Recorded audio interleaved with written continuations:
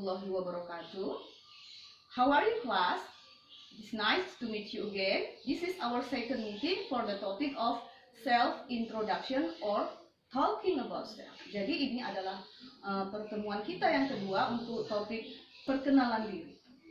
Today, we are going to discuss about the use of the grammar, the use of pronoun. Jadi hari ini yang akan kita bahas adalah tentang grammar, penggunaan kata ganti orang.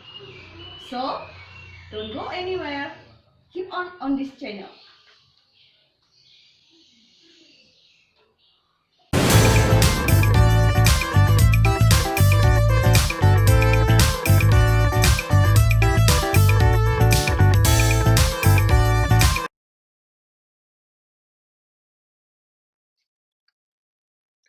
Okay, first we will discuss about the use of pronoun.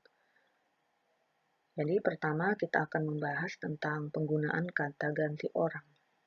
Ya, pronoun as subjective, objective, possessive adjective, or as possessive pronoun. Jadi di sini kata ganti orang ini, dia bisa berfungsi sebagai subjek pada kalimat tersebut, atau sebagai objek, ataupun sebagai possessive. Possessive di sini bermakna kepemilikan atau yang menunjukkan kepunyaan atau kepemilikan, ya. Okay, now let's see the example. I become me, my, and mine. Jadi kalau contohnya I ini di sini berfungsi sebagai subjek, maka dia akan berubah menjadi me ketika dia berkedudukan sebagai objek pada kalimat tersebut, dan akan berubah menjadi my pada posisi adjektif. Begitupun pada posisi pronoun dia akan menjadi mine. You as subject, you object, your as possessive adjective, and yours possessive pronoun.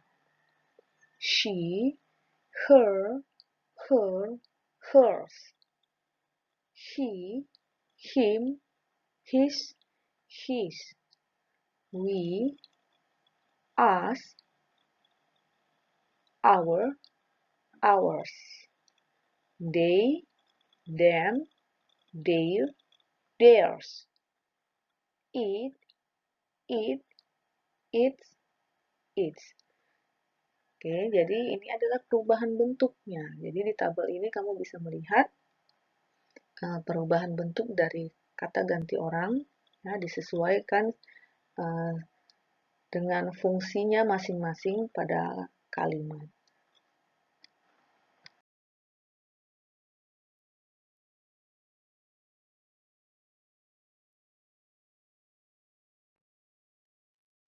Okay, now let's see this example to make it clear for you.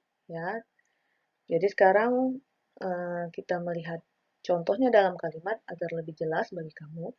Okay, pay attention to the use of the pronoun, the word which is typed in red. Jadi kamu perhatikan penggunaan pronounnya, yaitu kata-kata yang berwarna merah. Okay, number one, she likes making friends. Her friends come from many countries. Okay. Dia senang bersahabat. Sahabatnya berasal dari banyak negara. Oke, di sini di kalimat ini kita bisa melihat she, ya, berkedudukan sebagai subjek. Dia, ya, dia orang ketiga tunggal, perempuan, ya. Kemudian ketika dia berubah menjadi posesif yang menunjukkan her friends, maka dia menjadi her. Her friends come from many countries. Teman-temannya berasal dari banyak negara. Oke, jadi kamu jangan buat kalimat she likes making friends, she friends come from many countries. Ini salah, kalimat yang salah, ya. Kemudian, Jenny has a half sister. Her half sister lives in Bandung. Jenny mempunyai saudara tiri.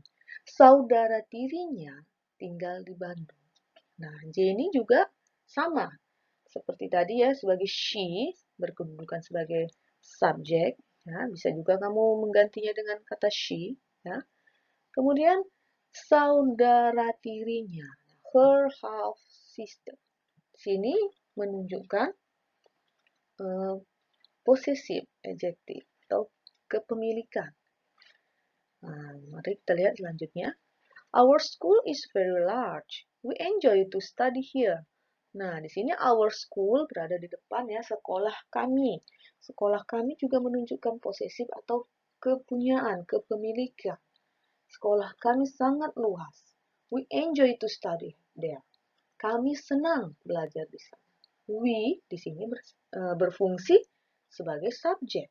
Ya, jadi ada perubahan yang bisa kita lihat our as possessive adjective and then we as the subject.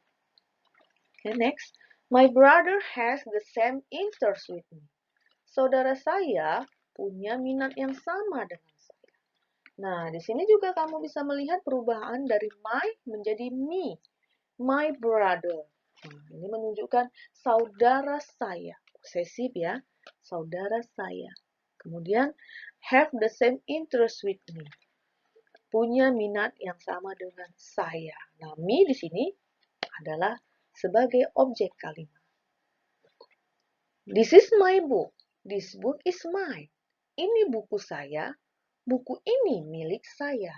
Nah, di sini ada penggunaan antara possessive adjektif dan possessive pronoun. Nah, di mana perbedaannya? Ketika kamu menggunakan possessive adjektif, maka kamu harus meletakkan kata bendanya setelah possessive adjektif tersebut. Lihat contohnya, my book. Ya, my book. My di sini sebagai possessive adjektif, kemudian book adalah noun. Jadi dia harus diikuti noun atau kata bendanya. Nah, sedangkan pada kalimat this book is mine, buku ini milik saya, ya, kamu tidak perlu lagi meletakkan kata bendanya di depan atau setelah possessive pronoun tadi, ya. Jadi hanya tinggal mine, bukan mine book. Jadi jangan tuliskan mine book, ya. Oke, lihat lagi yang di bawah, last one. That is yours, not mine. Nah, bisa kita lihat di sini. That is yours, not mine. Itu milik kamu, bukan milik saya. Nah, di sini possessive pronoun yang digunakan ya. Nah, kita bisa melihat tidak ada lagi disebutkan bendanya setelah possessive pronoun. Jadi, jangan pernah mengucapkan seperti ini. That is your book atau this is not mine book. Jadi booknya tidak perlu lagi diucapkan. Cukup that is yours atau that book is yours, ya, atau this is mine. This book is mine. Ya, boleh seperti itu.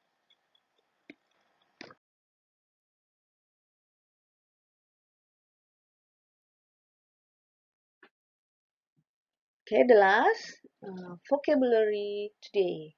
Jadi daftar kosakata hari ini. Okay, mother tongue, bahasa ibu. Comes from, berasal.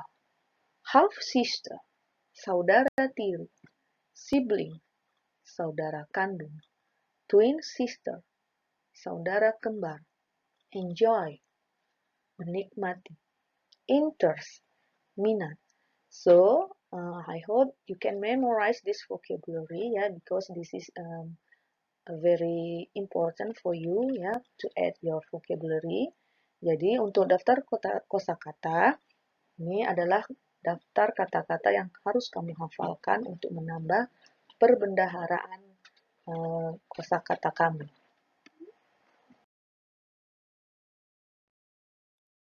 Okay, class, this is the last session of our meeting today, ya, exercises. Ya, jadi ini bagian akhir dari pertemuan kita pada hari ini, ya, our second meeting, pertemuan kedua for grade 1. Nah, jadi kamu akan mengerjakan latihan fill in the blanks of the sentences with exact pronoun. Jadi di sini kamu mengisi bagian yang kosong dari kalimat dengan pronoun yang tepat yang sudah tersedia ya in the bracket yang di dalam kurung, kamu pilih mana yang tepat untuk melengkapi kalimatnya. Ya, jadi form ini juga bisa kamu buka di Google Class kamu melalui penugasan.